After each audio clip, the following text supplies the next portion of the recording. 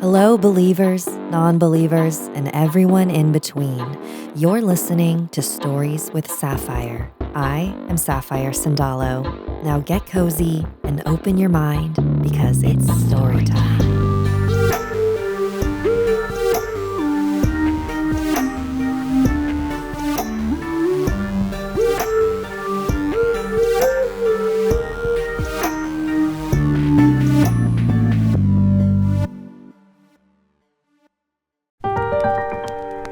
Something's Wrong with the Nanny, submitted by Angel.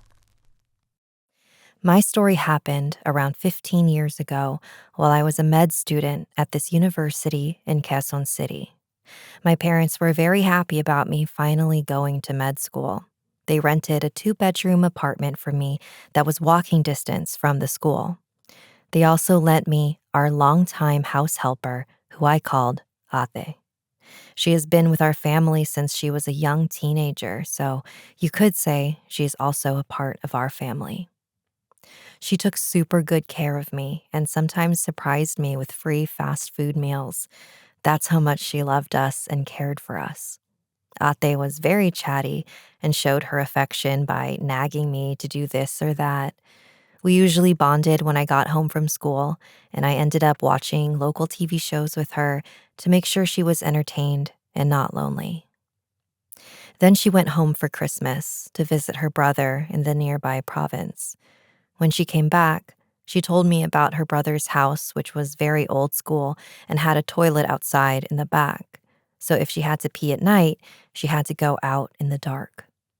She told me there was a big tree near the toilet and that she always felt like someone was watching her out there. Then over the next few days, she would complain around midnight about a burning smell. I would always check our place, and there was never anything amiss, so we just shrugged it off and went about our usual routines. Things took a sudden turn on New Year's Eve when I went out with my then boyfriend to celebrate in the big city. I felt guilty leaving Ate alone with my 2 cats for the night, so I made sure the fridge was fully stocked. She insisted that she was going to be fine and could manage on her own. When I came back home the next day in the afternoon, I entered the apartment and I felt something shift. The whole place was quiet. There was a heaviness in the air and on my chest. I went to Ate's room to check on her, and there she was, disheveled and mumbling. I went closer to her to ask her how she was and if anything happened while I was away. She mumbled a bit and said she needed to go home. She said her brother was going to come and pick her up the next day. My boyfriend was concerned and weirded out because he felt something was off too. Ate wasn't her usual chatty, cheerful self. He decided he was going to spend the night with us to make sure things were okay until Ate's brother arrived the next day. At dinner time, Ate came out of her room and walked in between the dining room and kitchen where me and my boyfriend were eating dinner. She then stopped and stood in the middle and started rocking her body slowly, forward and back, while standing on her feet like that scene from the first Paranormal Activity movie. Neither of us could finish our meals.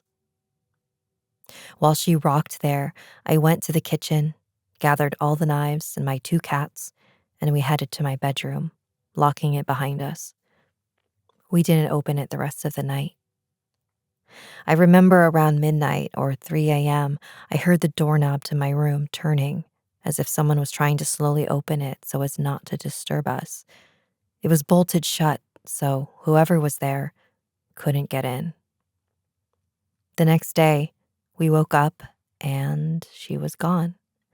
I tried calling her, but I couldn't reach her.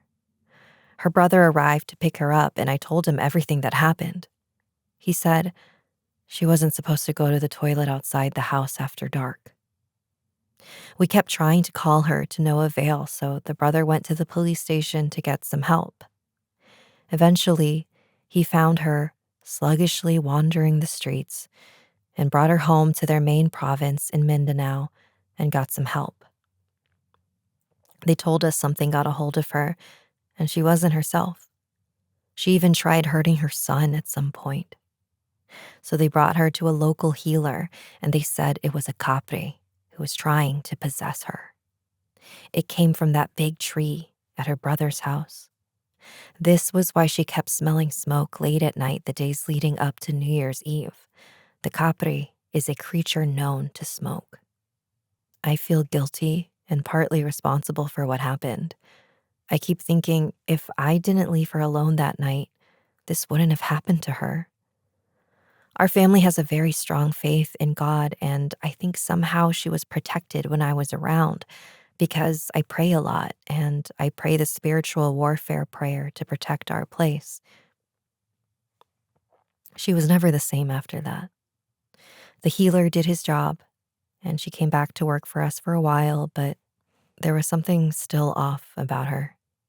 And my parents feared for their safety with her around, so they had to let her go. I really can't explain what happened to her. I keep replaying in my mind all the details that happened before the event, and she was totally fine and normal. She didn't have any big issues or problems that may affect her mentally or psychologically, so I don't think it was like a psychotic break. I took up psychology as my pre-med course, so I do have some background on this. Up to now, I still feel really awful and guilty about what happened to her.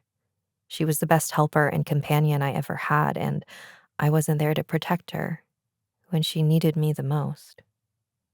Thank you for your story, Angel. It is as creepy as it is sad. So my understanding of the capre is that it is a nature spirit. They live in the trees. They're like 7 to 9 feet tall, dark and hairy. The capre is often attracted to human women, and they like to cause confusion in people. So I think your ate was the unfortunate victim of this confusion spell. And there's nothing for you to feel guilty about. But have you checked up on her recently to see if she got any better? Sometimes spiritual illnesses take a long time to recover from. I hope she's doing better.